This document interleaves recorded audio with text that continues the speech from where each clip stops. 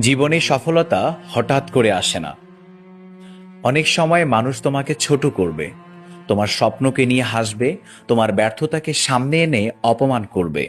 কিন্তু মনে রেখো, মানুষের অবহেলা কখনো তোমার সত্যকে বা স্বপ্নকে বদলাতে পারবে না। বিজ্ঞান বলে, মানুষের মস্তিষ্ক প্রতিদিন যেটা শোনে সে সেটাকেই সত্য হিসেবে গ্রহণ করতে শুরু করে। তাই তুমি যদি নিজেকে প্রতিদিন বলো আমি পারবো না, তাহলে তোমার মস্তিষ্ক সেটাকেই বিশ্বাস করবে। কিন্তু তুমি যদি বলো আমি শিখবো, আমি পারবো, আমি এগিয়ে যাব, তাহলে তোমার ভেতরে শক্তি ধীরে ধীরে জেগে উঠবে।